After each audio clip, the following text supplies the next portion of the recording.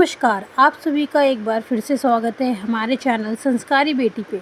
हरे कृष्णा, ओम नमः शिवाय। मिथिला पंचांग के अनुसार हर साल आश्विन मास के कृष्ण पक्ष की अष्टमी तिथि को जीवित पुत्रिका या जीमूतवाहनिया जुतिया का व्रत रखा जाता है। जीवित पुत्रिका व्रत को जीतिया और जीमूतवाहन व्रत के नाम से भी जानते हैं। इस व्रत की शुरुआत नहाए खाए से होती है और सभी माताएं अपनी संतान की लंबी उम्र, सुख, समृद्धि और स्वास्थ्य और उन्नत जीवन के लिए इस व्रत को निर्जला उपवास रहकर रखती हैं। मान्यताओं के अनुसार संतान के लिए रखा गया यह व्रत किसी भी बुरी स्थिति में संतान की रक्षा करता है और सबसे कठिन व्रतों में से एक व्रत माना जाता है। इस व्रत को मुख्यतः उत्तर प्रदेश, बिहार, झारखंड, पश्चिम बंगाल जैसे अनेक राज्यों में रखा जाता है। संतान प्राप्ति की कामना से भी इस व्रत को रखा जा सकता है। ऐसे में चलिए आपको बताते हैं साल 2024 में जितिया का व्रत कब रखा जाएगा, की पूजा विधि क्या है और इस दिन का क्या महत्व है। सबसे पहले तो आप सभी को जीवित पुत्रिका व्रत की ढेर सारी शुभकामनाएं। इस व्रत और यह व्रत निर्जला रखा जाता है।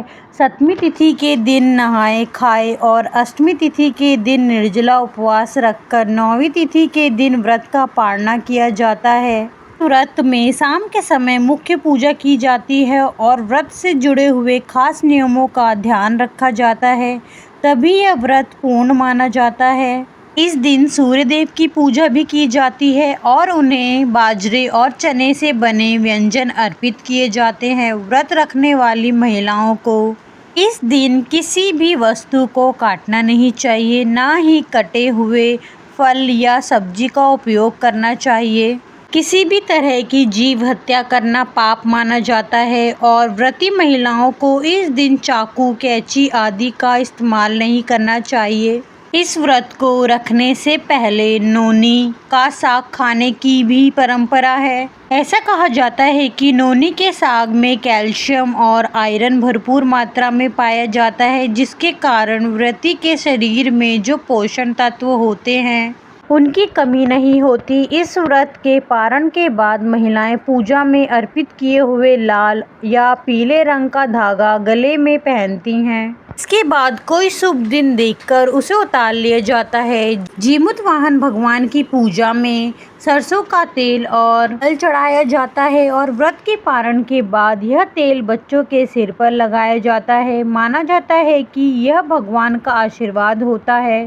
पौराणिक मान्यता है कि इस व्रत को जो भी माँ करती है उसे कभी भी अपने संतान के वियोग का सामना नहीं करना पड़ता। उनके संतान को लंबी उम्र और जीवन भर किसी भी दुख और तकलीफ से सुरक्षा मिलती है। इस दिन गंधर्व राजकुमार जीमूतवाहन जी की पूजा की जाती है। महाभारत युद्ध के समय अपने पिता की मृत्यु के बाद अश्वत्थामा बहुत नाराज हुए और क्रोध में वे पांडवों के शिविर में घुस गए। शिविर के अंदर उस समय 5 लोग सो रहे थे। अश्वत्थामा को लगा कि वह लोग पांडव हैं और उनके पिता की मृत्यु का बदला लेने के लिए उन्होंने उनको मार डाला। दरअसल वह द्रौपदी जी की 5 संतानें थीं। इस बात की सूचना जब अर्जुन को मिली तो उन्होंने अश्वत्थामा को बंदी बनाकर उनकी दिव्य मणि छीन ली और तो अश्वत्थामा को और अधिक क्रोध आ गया, तो उन्होंने बदला लेने के लिए अभिमन्यु की पत्नी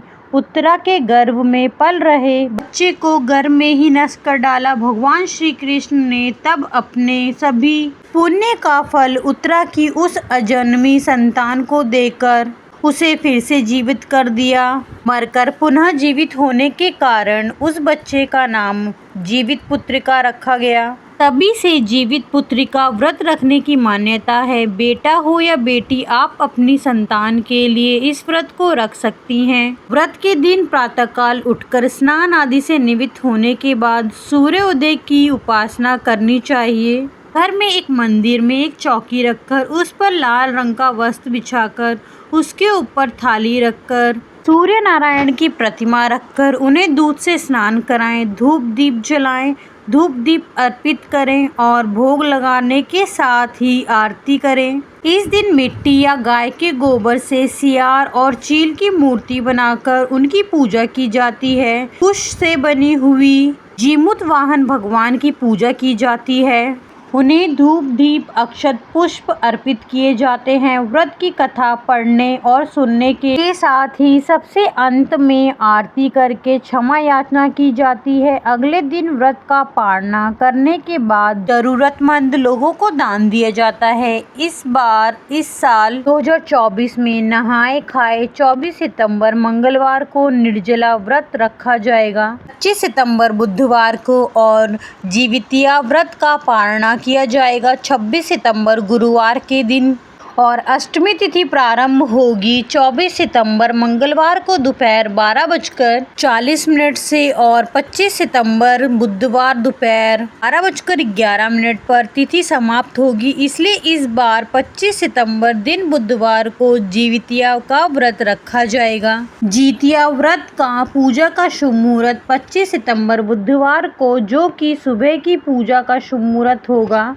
वह 6:10 से 9:12 तक रहेगा और शाम की पूजा का शुभ मुहूर्त रहेगा शाम 6:14 से 7:26 तक। नौमी तिथि प्रारंभ होगी 25 सितंबर बुधवार दोपहर 12:12 से और नौमी तिथि समाप्त होगी 26 सितंबर गुरुवार दोपहर 12:25 पर। दिन सूर्योदय सुबह 6:20 पर होगा। सूर्यास्त होगा शाम 6:15 पर। व्रत का पालना किया जाएगा 26 सितंबर गुरुवार सुबह 6:21 से 8:23 के बीच में। जीतिया व्रत में कुछ जगह पर एक दिन पहले यानी नहाए खाए के दिन मछली खाकर अगले दिन व्रत रखा जाता है। ऐसा कहा जाता है कि मछली खाकर व्रत रखना शुभ होता है, लेकिन जो लोग शाकाहारी हैं उन्हें मछली नहीं खानी चाहिए। वैसे तो इस व्रत को 24 घंटे तक निर्जला ही रहकर रखा जाता है, लेकिन कुछ महिलाएं इस व्रत को, जो कि बिना जल के नहीं रह सकती, वह जल ग्रहण कर भी सकती हैं। भूतिया व्रत के पालने में मुड़वे की लिट्टी, गेहूं के आटे की दूध पिट्ठी, देसी मटर करी, झिग्गी तोरी की सब्जी, अरबी की सब्जी, नोगी साग, पोई साग के पकौड़े, काशफल की सब्जी, खीरे का रायता